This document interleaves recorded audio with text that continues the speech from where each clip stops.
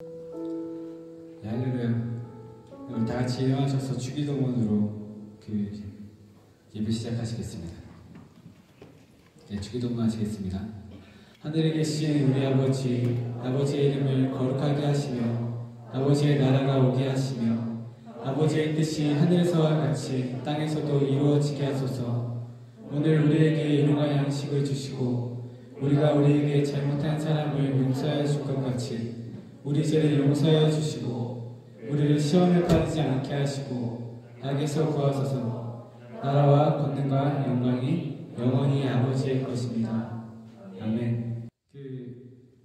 찬양을 시작하기 앞서서 시편 56편 9절과 13절에 있는 말씀을 같이 읽어보고 싶습니다. 시편 56편 9절에서 13절 말씀입니다. 네, 다 같이 말씀 찾아서 읽어보겠습니다. 네, 시편 56편 9절에서 13절의 말씀입니다. 시편 56편 9절에서 13절의 말씀입니다. 네, 다 같이 봉독하시겠습니다. 내가 아래 있는 날에 내 원수들이 물러가리니 이것으로 하나님이 내 편이심을 내가 아나이다. 내가 하나님을 의지하여 그의 말씀을 찬송하며 여호와를 의지하여 그의 말씀을 찬송하리이다.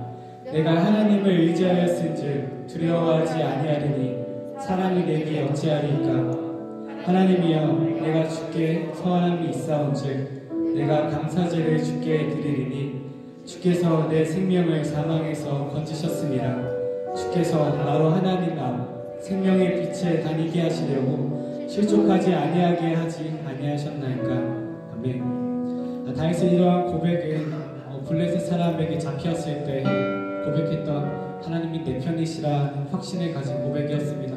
이런 확신을 가졌던 다윗의 고백이 두려움 속에서도 하나님을 찬양하였던 것처럼 우리의 입술도 우리의 상황과 관계없이 언제나 하나님이 나의 편이시라는 확신 가운데서 찬양하고 그런 하나님을 더 즐거워했으면 좋겠습니다. 네, 찬양하시겠습니다. 하나님의 그날을 찬양하시겠습니다.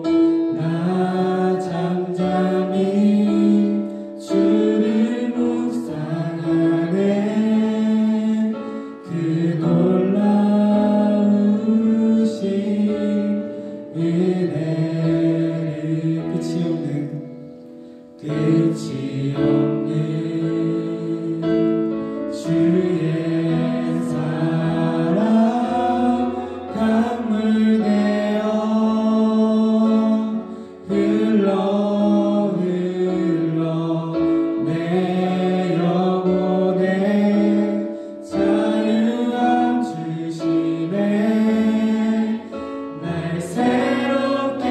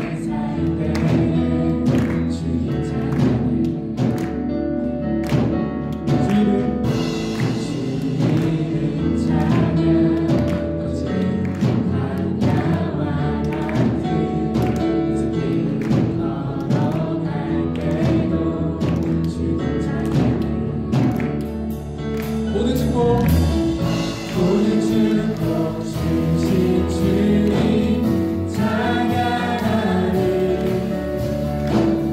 어느 날이 다가와도 난 외치리 주의 이름 찬양해. 주의 이름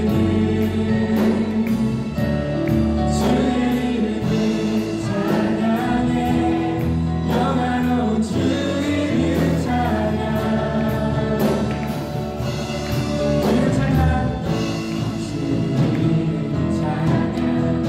새로운 나를 비추고 나를 새롭게 되네.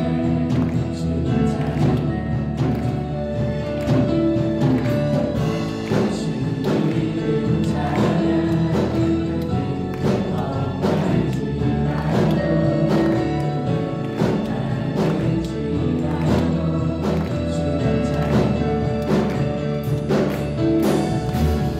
모든 축복 주신 주님 찬양하리.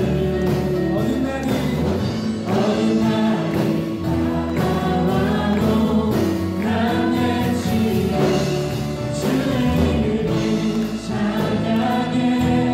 주의 이름 찬양해. 영화로운 주 이름 찬양. 주의 이름 찬양해. 주의 이름 찬양해. 영화로운 주 이름 찬양. 주님은 주시며 주님은 찾으시네.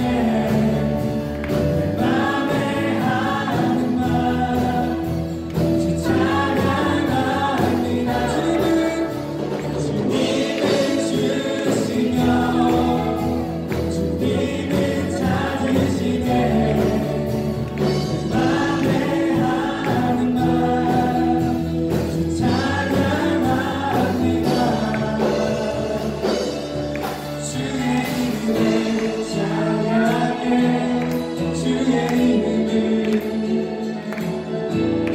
주의 이름 찬양해. 영화로운 주 이름 찬양. 주의 이름 찬양해. 주의 이름 찬양해. 영화로운 주 이름 찬양. 주의 이름 찬양해. 주의 이름 찬양해. 영화로운 주 이름 찬양. 주의 이름 찬양해. 주의 이름 찬양합니다. 주의 이름 찬양해. 영화로운 주 이름 찬양. 하늘 선하신 하나님의 이름 찬양합니다.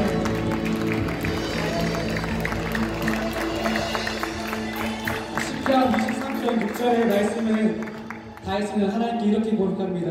내 평생에 주의 선하심과 인자하심이 반드시 나를 따르니 내가 여호와의 집에 영원히 살리로다.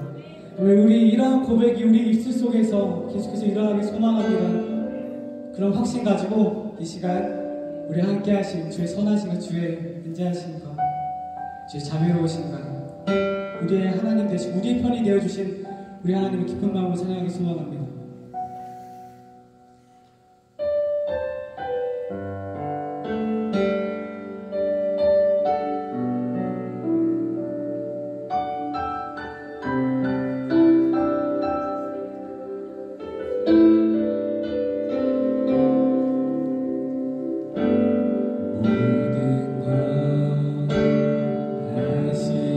주님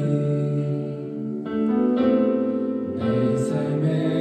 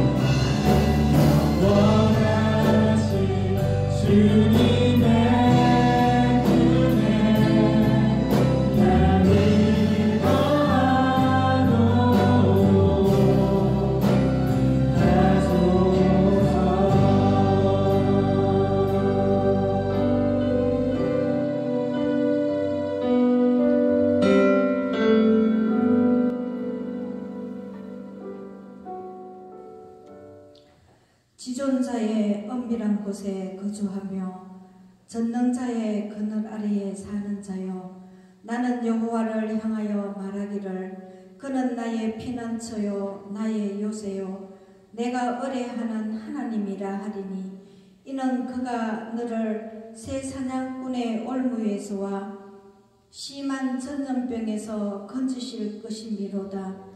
하나님 아버지, 청년부 두 번째 영상 예배를 드리게 됨을 감사드립니다.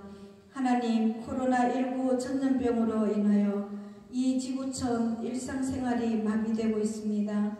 우리 인간의 힘으로 할 수 있는 것이 하나도 없습니다. 저희들의 죄악을 용서하여 주시고 이 나라와 이 민족을 긍휼을 베풀어 주시옵소서. 오로지 하나님만 바라보게 하시고 의지하게 하여 주시옵소서. 어서 속히 교회들이 현장 예배가 회복되게 하여 주시옵소서. 하나님의 영광과 임재하심이 우리 청년부 한 사람 한 사람 위에 임하여 주셔서 하나님을 떠나는 자 한 사람도 없게 하시고, 비록 영상 예배일지라도 하나님과 늘 동행하여 승리의 삶을 살게 하여 주시옵소서. 환자를 돌보는 의료진과 봉사자들 건강을 지켜주시고, 전염병으로 인하여 어려움을 겪고 있는 분들 어서 속히 회복되게 하여 주시옵소서. 하나님의 종으로 들어서시는 목사님, 늘 영육간에 강건함을 주시고 말씀 가운데 성령님 함께 하셔서 우리들의 심령과 육신이 건강케 되는 회복의 은혜가 넘치게 하옵소서. 청년부 임원진들의 수고가 하늘의 상급이 되게 하옵소서. 예배 가운데 함께 하시는 주님 홀로 영광 받아 주시옵소서. 예수님 이름으로 기도드립니다. 아멘.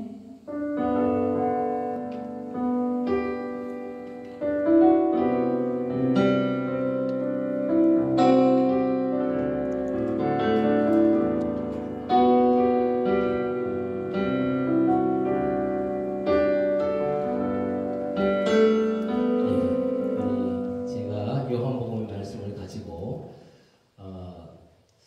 한 2년, 3년 된 것 같습니다. 요한복음을 1장부터 쭉 해오다가 12장에서 중단했습니다. 그래서 12장 내용을 보니까 하늘의 밀이 땅에 떨어져 죽지 아니하면 하늘 그대로 있고 죽으면 많은 열매를 맺느니라. 이 본문을 가지고 기록해 보니까 설교가 되어 있더라고요. 그래서 제가 이제 다시 요한복음 이후의 말씀을 계속해서 증거하려고 합니다. 상황은 어떻게 전개되든지 또 하나님께서는 영광을 받으셔야 하겠고 또 하나님 말씀은 증거되어야 되겠다고 하는 것이 저의 생각입니다. 그래서 오늘 이 요한복음 12장 원래는 27절에서 36절까지의 말씀이지만 또 영상 예배를 보는 분들을 고려해서 오늘 28절 3절을 가지고 말씀을 증거하려고 합니다. 그리고 앞으로 계속해서 요한복음을 말씀을 전하려고 합니다.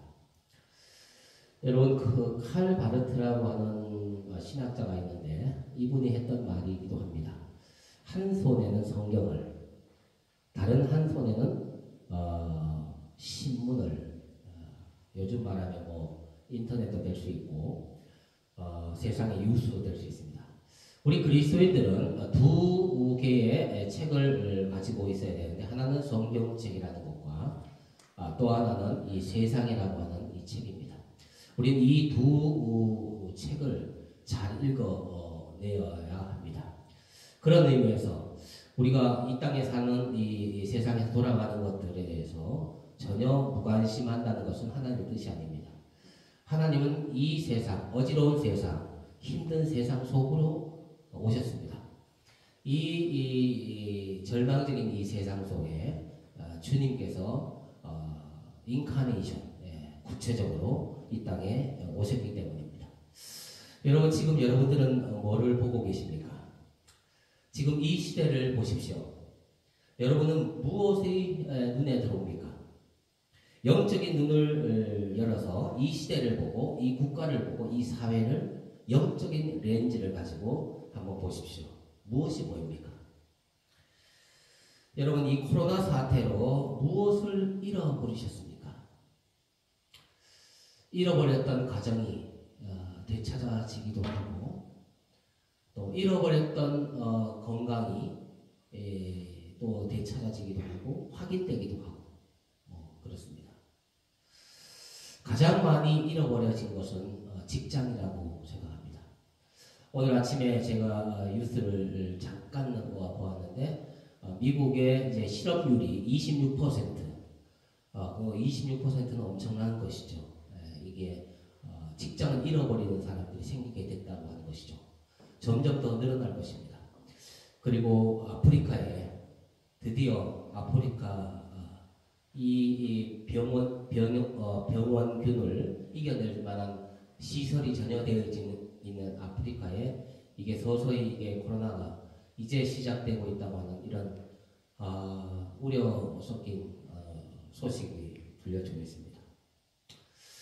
이런 사회적인 어떤 잃어가는 것들 그런 것들도 있지만 저는 우려하는 것은 영적인 우려입니다. 여러분들이 뭐를 잃어버렸는가? 뭐가 지금 잊혀져 가고 잃어버려지는가? 하나님의 영광이라는 것이죠. 지금 하나님의 영광이 짓밟히고 있습니다. 기독교라는 어떤 이런 이름으로 하나님의 영광이 땅에 떨어졌습니다. 하나님의 영광이 기독교로 말미암아 지금 욕을 먹고 있습니다. 영광이 가려지고 있습니다.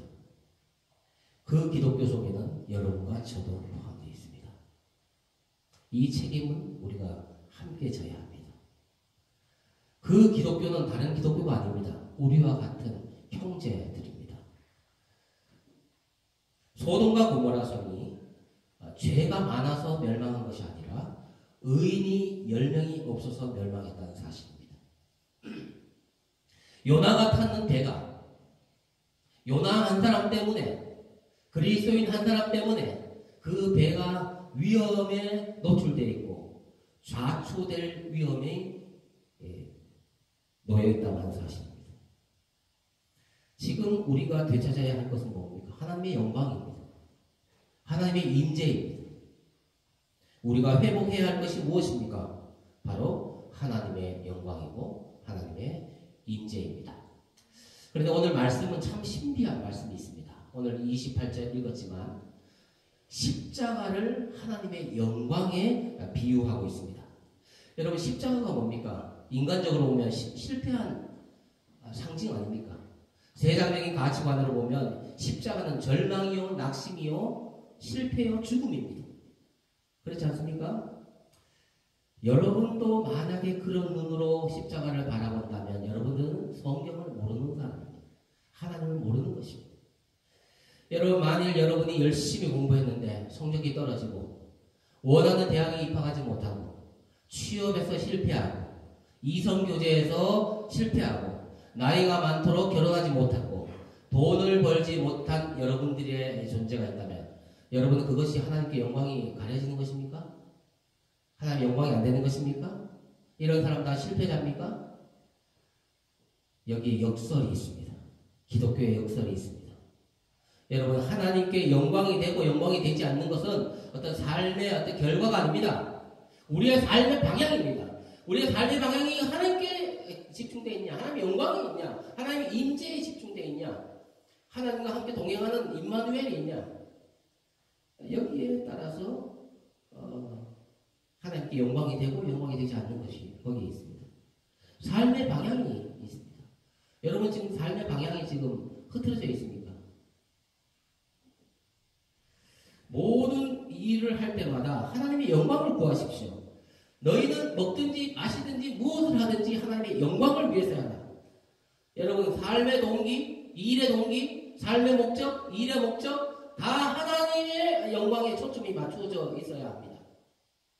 저는 이 코로나 사태로 인해서 버려야 할 것은 버려야 하지만 잊혀지게 된 것도 있지만 여러분의 본질을 또 잃어버릴까봐 염려가 됩니다.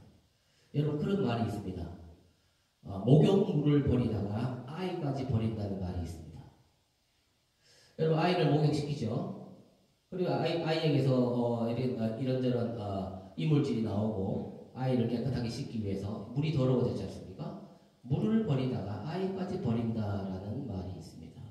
혹시 그렇게 될까봐 예배 안 드리게 되고 여러분 교회 못 모이게 되지만 그것으로 인해서 예배까지 버리게 될까봐 저는 그걸 우려하고 있습니다.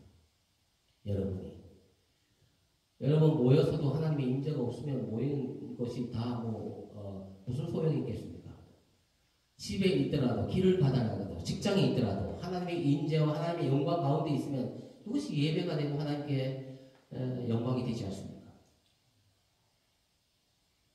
여러분의 삶의 목적과 삶의 이유와 일의 목적과 일의 이유와 그 방향이 어디에 있느냐 지금 이걸 되찾아야 한다는 것이죠.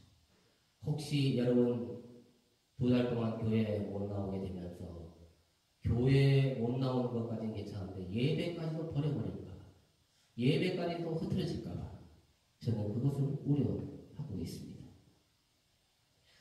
오늘 28절 말씀을 한번 보십시오. 아버지여 아버지 이름을 영광스럽게 하옵소서 하시니 하늘에서 응답이 있습니다. 내가 이미 영광스럽게 하였고 또다시 영광스럽게 하리라.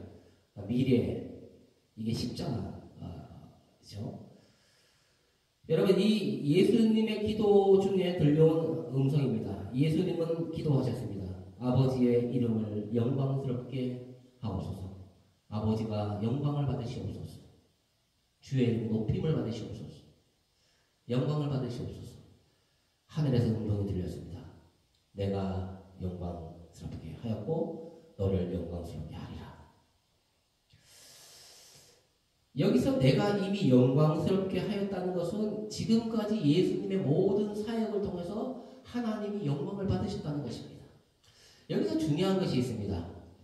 예수님은 기적을 행했고 이적을 행했습니다. 참으로 놀라운 그래서 하나님의 영광을 받으셨습니다. 죽은 자를 살리면서 하나님께서 영광을 돌렸습니다. 그러나 여러분 여기서 기억할 것이 있습니다.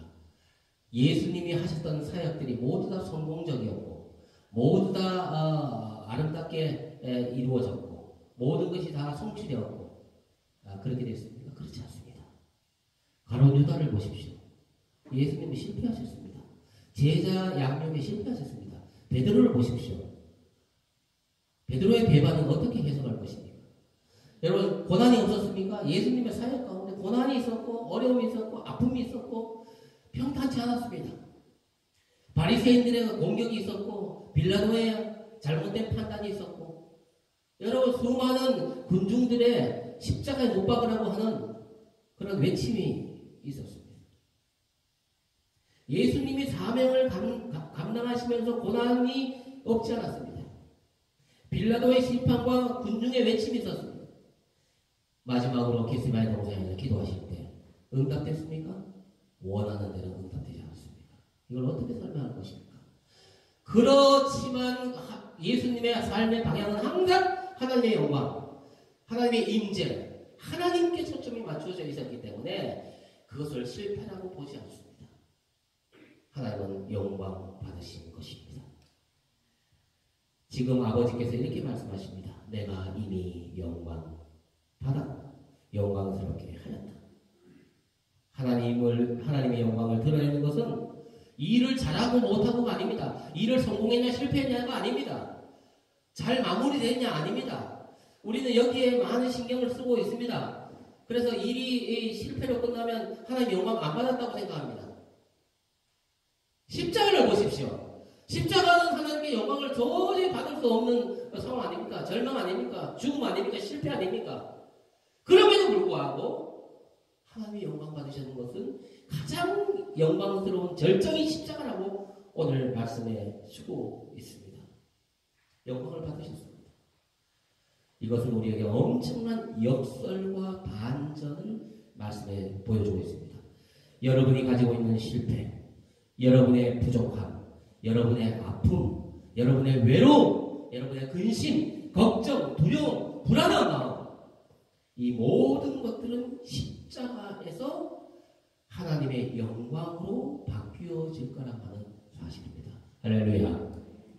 여러분, 오늘 이 하나님의 영광은 여러분을 치유하고 여러분의 영혼을 회복시켜주고 여러분의 막힌 길을 뚫어줄 것입니다. 이 하나님의 영광을 사모하십시오. 이 하나님의 영광을 사랑하십시오. 십자가를 사랑하십시오. 이것이 오늘 여러분에게 드릴 수 있는 첫 번째 메시지입니다. 그러므로 여러분의 실패와 아픔과 또 여러분이 잘 안 되는 일들을 보기 싫어하지 마시고 내치지 마시고, 원수를 사랑하라는 것은 다른 사람, 원수, 미워하는 사람을 사랑하라는 뜻도 있지만 여러분 속에 있는 원수처럼 여기는 실패, 여러분의 과거, 그 아픔, 억압된 감정, 다른 사람에게 무시된 또 한편의 아픈 이 감정들을 감수하는 것이에요. 여러분, 기억하기도 싫죠. 버리고 싶죠. 무의식 속에 있는 그런 것들을 여러분 들여다봐야 합니다. 그때 여러분 겸손해집니다. 그걸 봐야 여러분들이 경건해질 수 있습니다. 하나님께 가까이 갈 수 있습니다. 오늘 이 십자가는 수치요, 실패요, 절망이요, 심지어 죽음, 더 이상 희망이 없는 것의 상징이 십자가입니다. 그런데 이 십자가가 하나님의 영광이 됐다고 하는 것. 우리는 썩은 것으로 씹고 하늘의 것으로 다시 찾는 그런 역설적인 것이 이 십자가 속에 있다고 하는 사실입니다. 이것이 첫 번째 제가 여러분들에게 드리고 싶은 말씀입니다. 여러분, 지금 잃어버린 것이 있다면 무엇입니까? 지금 다시 되찾아야 할 것이 무엇입니까? 또 한 가지, 하나님의 임재입니다. 물론 하나님의 영광과 하나님의 임재는 같은 말씀이라고 보셔도 틀린 말씀 아닙니다. 그러나 여기서 다시 한번 강조하고 싶은 것은 하나님의 임재입니다. 우리는 지금 이것을 찾아야 합니다. 하나님의 임재를 찾아야 합니다. 여러분이 교회에 나오든지 교회에 나오지 않든지 집에 있든지 어디 있든지 예배를 공동체로 드리든지 삶으로 드리든지 여러분 하나님의 임재를 지금 경험하고 계시냐 하는 것입니다. 여러분, 교회를 예배당이라고 합니다. 예배를 왜 드립니까? 하나님의 영광을 올려드리기 위해서. 예배 가운데 생명이 뭡니까? 하나님의 임재입니다. 여러분, 찬송하면서 하나님이 여기 계시는구나, 기도하면서 하나님이 우리와 함께 계시는구나 라고 하는 사실을 여러분 확인하셔야 합니다. 여러분, 하나님의 영광은 눈에 보이진 않습니다. 그러나 존재하고 있습니다. 여러분, 우리 신약에 우리가 하나님의 영광 하니까 참 막연하게 들릴 수 있습니다만, 구약의 하나님의 영광은 눈에 보일 만큼, 손에 잡을 만큼 구체적이고 그리고 현실적인 것입니다. 이것이 하나님의 영광입니다. 실제적인 것입니다. 여러분, 출애굽기 33장과 34장에 보면 모세가 시내산에 올라갔을 때 하나님의 영광 가운데 대면하고 있습니다. 하나님의 영광 가운데. 하나님의 영광은 하나님입니다. 하나님을 함께 대면하고 있는 것입니다. 그래서 모세를 가리켜서 하나님과 대면하는 자요, 하나님과 얼굴과 얼굴을 맞대고 있는 자요 말했습니다. 그리고 성막이 지어졌을 때 그 성막 안에 하나님의 영광으로 가득 찼다고 했습니다. 여러분, 솔로몬이 성전을 건축하고 난 다음에 헌납하고 났을 때 하나님은 영광 중에 내려오셨다고, 성전 가득하게 내려오셨다고 말씀했습니다. 이렇게 구약 성경에 보면 하나님의 영광은 하나님이 그의 백성 가운데 임하는 하나님의 임재의 표시였습니다. 여러분, 이사야 6장, 이사야가 내가 누구를 보낼고 주님 내가 여기 있습니다, 나를 보내소서. 이 이사야 6장에 나와 있는 이 6장 1절에 보면 이사야가 환상 중에 성전에 가득한 하나님의 영광을 보게 됩니다. 바로다 나의 마음이 되었도다. 내가 죄악 중에 있으면서 만군의 여호와를 배웠다. 성령 가득한 하나님의 영광을 보았습니다. 그리고 이사야 그 뒤에 7장에 보면 바로 예수님의 탄생이 예고됩니다. 임마누엘이 예고됩니다. 여러분, 하나님의 영광과 임마누엘과 하나님의 임재는 같은 부류의 내용들입니다. 하나님의 성전에는 하나님의 영광이 가득해야 합니다. 하나님의 임재가 있어야 합니다. 임마누엘이 있어야 합니다. 예배를 드릴 때 모든 예배 순서 진행은 하나님의 영광에 초점을 맞춰지고 하나님의 임재를 사모하고 있어야 합니다. 말씀을 들을 때 그 말씀을 통해서 하나님이 여기 계시는구나 하는 경험이 일어나야 합니다. 찬송을 부를 때, 기도할 때 하나님이 나와 함께 하시는구나 이 경험이 있어야 합니다. 감격이 있어야 합니다. 그러므로 예배의 순서마다 여러분은 마음을 다하고 뜻을 다하고 혼을 다하고 힘을 다하여 집중하여 하나님을 사모하고 사랑하고 갈망하는 그런 심령이 되어야 한다는 것입니다. 여러분, 우리 신앙생활에서 가장 비극적인 것은 하나님의 부재입니다. 하나님의 임재에 반대말은 하나님의 부재입니다. 우리가 여기 모여 있어도 하나님이 안 계신다. 여러분, 얼마나 불행한 것입니까? 이 예배는 의식에 불과한 것입니다. 우리 가운데 하나님의 임재가 없다면 거기에는 어떤 생명도 있을 수 없습니다. 에스겔 골짜기에 마른 뼈와 같다는 것입니다. 여러분, 구약에 보면 하나님의 영광이 떠난 상태를 몇 곳에 이야기하고 있습니다. 이스라엘 상황을 보십시오. 이 사사시대의 마지막 21장 25절 마지막 절에 이렇게 되어 있습니다. 그때에 이스라엘의 왕이 없으므로 사람들이 자기의 소견대로 행하였다. 자기의 소견대 옳은 대로 행하였다. 여러분, 이 당시에 사무엘이 나타나기 전까지의 이 사사시대가 끝나는 이 공백 기간에 이스라엘 백성들의 영적 상태는 하나님 없음이었습니다. 하나님의 부재였습니다. 왕이 없음으로 라는 것은 통치자가 없다는 뜻인데 그 당시에 하나님께서 통치하시는데 하나님이 없다는 뜻입니다. 여러분, 이 당시의 상황을 사무엘상 4장에 보면 이렇게 기록되어 있습니다. 엘리 제사장은 죽었습니다. 엘리의 제사장의 아들 홈리와 비느하스가 법궤를 메고 블레셋과 전쟁에 나가서 법궤를 빼앗겼습니다. 그리고 비느하스가 죽었습니다. 비느하스의 아들을 낳았는데 그 아들의 이름이 이가봇입니다. 왜 그렇게 이름을 지었냐? 하나님의 영광이 떠났다. 이가봇이라는 이름의 뜻은 하나님의 영광이 떠났다는 것입니다. 이 이름의 뜻이 이 당시의 상황을 다 말해주는 것입니다. 사사시대가 끝나고 그래도 하나님께서 사사라는 하나님의 종을 통해서 다스렸는데 사사도 끝나고 그리고 왕은 아직 생기지 않고 통치자가 있지 않습니다. 하나님이 없다는 뜻입니다.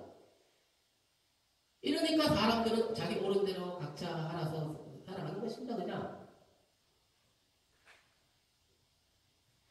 그때 하나님의 상징인 이 법궤가 빼앗겼습니다.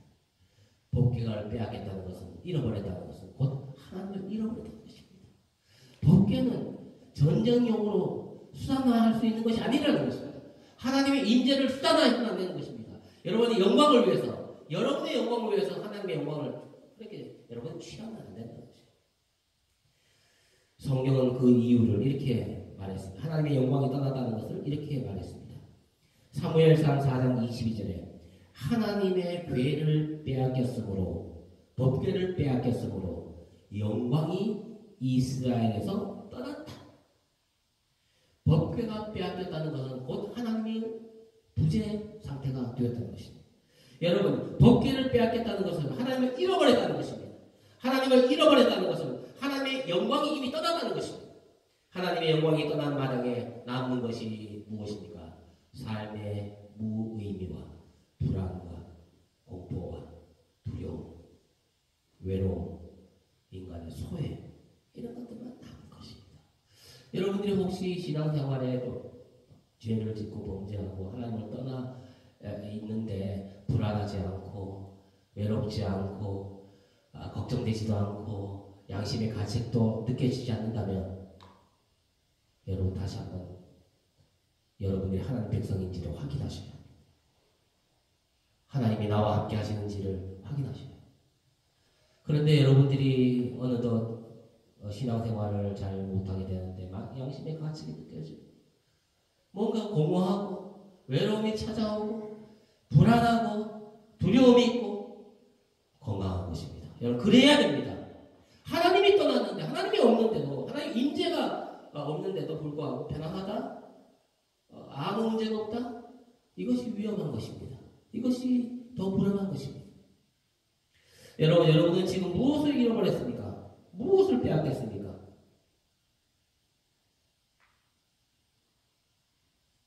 저는 이번 코로나 사태를 경험하면서 여러분에게 확인하고 싶은 것이 있습니다. 혹시 여러분이 이 코로나 사태로 인해서 하나님의 영광을 잃어버렸을까봐, 여러분에게서 하나님의 영광이 잃어질까봐 우려가 됩니다. 단지 교회에 나오지 못하는 것 때문에 법궤가 빼앗겨지는 게 아닙니다. 하나님의 임재가 사라지는 것이 아닙니다. 교회에 모여서 예배를 드리지 못한다고 해서 하나님의 영광이 없어지는 게 아닙니다. 임재가 없는 것이 아닙니다. 현장 예배가만 드린다고 하나님의 임재가 무조건 있는 것이 아닙니다. 현장 예배 가운데 무너질까봐, 현장 예배가 없어지면서 여러분의 예배까지도 무너질까봐 그게 염려되는 것입니다. 아까 말씀드린 것처럼 목욕물을 버리다가 아이까지 버리게 될까봐.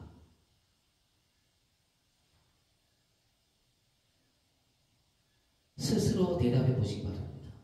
여러분의 삶에 하나님의 임재가 있습니까? 하나님의 영광이 있습니까? 항상 하나님이 곁에서 여러분들에게 무엇인가 자꾸 인도하심을 여러분 경험하십니까? 여러분 하나님을 의식하고 계십니까? 우리 예배 속에, 우리의 삶 속에 하나님의 임재, 하나님의 영광이 없다면 모여서 드리는 예배인들 무슨 소용이 있겠습니까? 하나님의 임재가 없다면 그 예배는 하나의 종교 의식이 될 것입니다. 모여서 드리는 예배당은 거룩한 처소가 될 수 없을 것입니다. 우리는 하나님의 백성이 되지 않습니다. 여러분은 지금 무엇을 잃어버렸습니까? 그것을 되찾아야 합니다. 하나님의 영광을 되찾아야 합니다.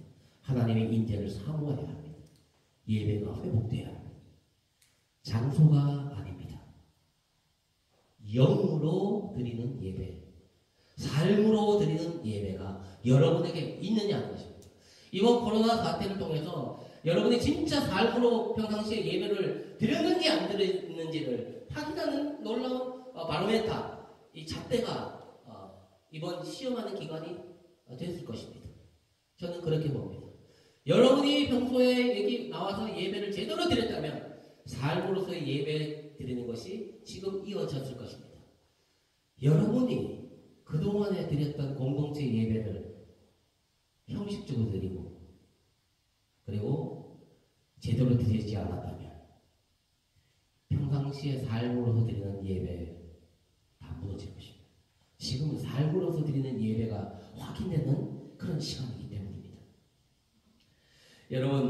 여러분이 하나님의 임재가 있는 예배를 드리고 하나님의 영광을 볼 수 있는 예배를 드리고 이 예배를 드릴 수 있을 때 하늘에서 이런 음성이 여러분에게 들릴 것입니다. 오늘 28절의 말씀입니다. 내가 이미 영광스럽게 되었고 다시 영광스럽게 하리라. 내가 이미 영광스럽게 하였고 또다시 영광스럽게 하리라. 이걸 반대로 이야기하면 내가 영광을 받았다. 앞으로도 영광을 받을 것이다. 우리에게 적용하면 이렇게 될 것입니다. 예수님에게는 십자가라고 하는 것을 통해서 영광을 받으실 것이라고 하는 미래적인 뜻이지만 우리에게도 마찬가지 적용하면 내가 너의 예배를 받았다. 너의 받고 영광스럽게 되었다. 앞으로도 영광을 받을 것이다. 이런 뜻입니다. 우리의 삶은 영광으로 가득 찬 삶, 하나님이 우리와 함께 하신다는 임마누엘의 삶, 하나님의 임재 삶으로 충만하게 될 것입니다. 우리의 예배는 교회 안에 머물러 있지 않습니다. 삶으로서의 예배, 일상 속에서의 예배, 거기서 우리의 예배가 드러나는 것입니다. 온전히 드러나는 것입니다. 이번에 코로나 사태에서 우리가 그동안 잊고 있었던 것은 삶으로서의 예배입니다. 삶으로서의 예배가 온전한 예배가 드려지기 위해서 또한 모여서 드리는 이 공동체 예배가 회복되어야 합니다. 여러분 그렇지 않습니까? 여러분 흩어져서 2달 동안 지금 드려보니까 어떻습니까? 또 이 삶으로서의 예배는 이 공동체 예배를 통해서 힘을 받아서 이 삶으로서의 예배가 되는 거거든요. 하나님께서 그래서 우리에게 이 공동체 예배를 만들어 주셨습니다. 마태복음 18장 20절에 두세 사람이 내 이름으로 모이는 곳에 나도 그들 가운데 있겠다 하는 말씀이 무슨 말씀입니까? 공동체입니다. 공동체는 문제도 많지만 그러나 하나님은 이 공동체를 통해서 교회를 통해서 일하시기로 결정하셨습니다. 구약시대에는 가정이라고 하는 공동체를 통해서 그리고 신약에는 이 교회라고 하는 공동체를 통해서 일하시기를 하나님 기뻐하시고 그렇게 하시기로 결정을 하셨습니다. 그러므로 이 교회에 모여서 드리는 이 공동체 이 예배를 여러분 귀중하게 얘기합니다. 사실상 삶으로서의 예배가 이 공동체의 예배에서 힘을 받아서 이 삶으로서의 예배가 이어질 수 있게 되는 것입니다. 그래서 여러분 유대인들은 3번 하루에 기도합니다. 오전 9시, 정오 12시, 오후 3시 이렇게 유대인들은 3번의 기도를 하고 다니엘도 3번 이렇게 기도합니다. 우리가 수요일 날 왜 모입니까? 중간에 일주일 동안 삶으로서의 예배 드리다가 힘에 지치기 때문에 와서 또 충전받고 또 가는 것입니다. 왜 새벽에 모입니까? 하루의 삶을 충전받기 위해서 모입니다. 여러분 기억하십시오. 오늘 이렇게 하나님께서 은혜를 주셔서 이렇게 현장 예배도 우리가 드리게 되고 뭐 드리자 해서 드리는 것은 아닙니다만 이렇게 모여서 하나님께 자원하는 마음을 주셨고 또 영상 예배나마 드리면 제가 지난주에 말씀드렸죠.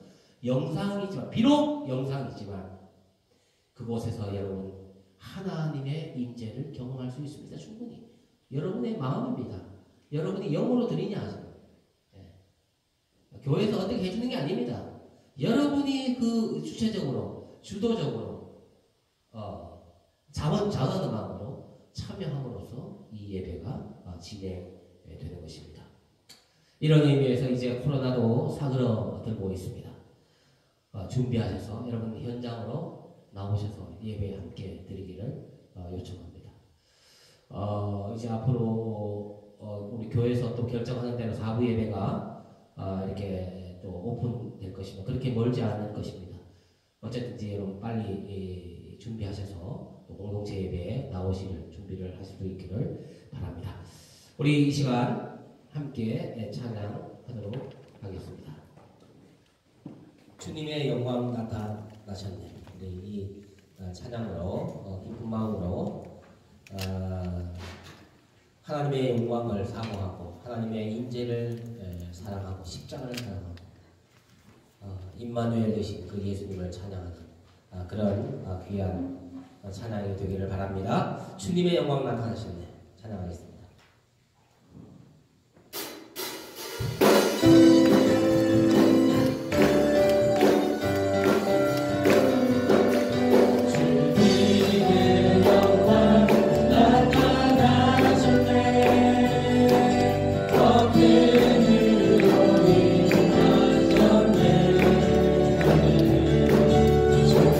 주님에서 날 살리신 주 성령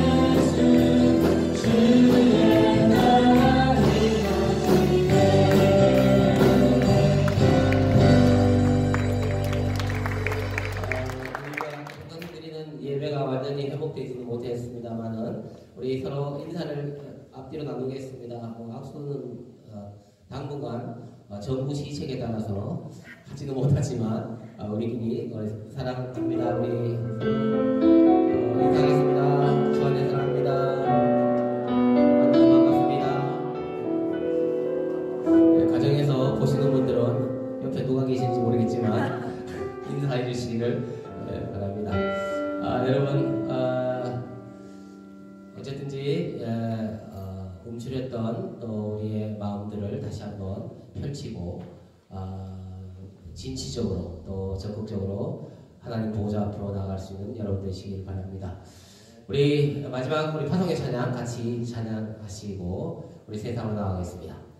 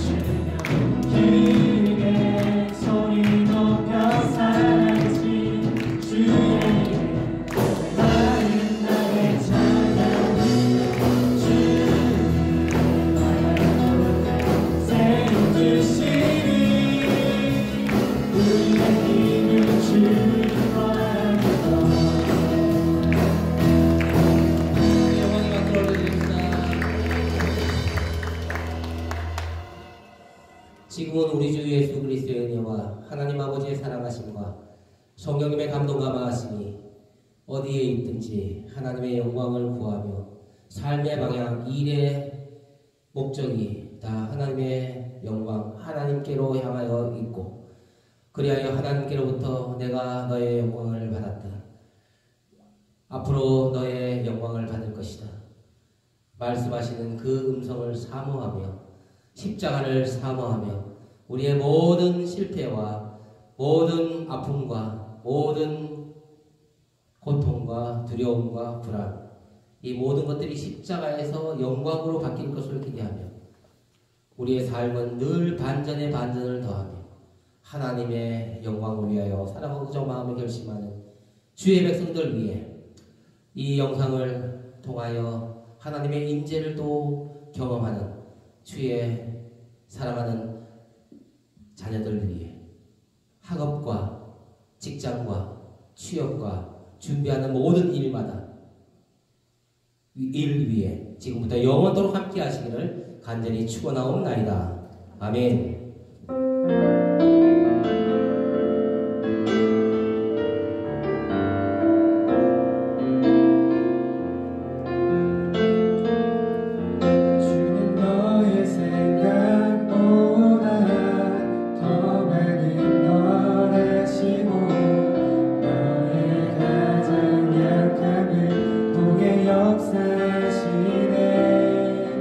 주는 너를 너무 사랑하셔서 끝없으신 보좌와 그 고귀한 생명 널 위해 모두 버리셨네.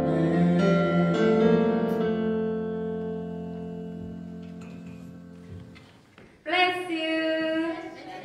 잘 나오고 있나요? 네. 네, 여러분 오랜만입니다. 네.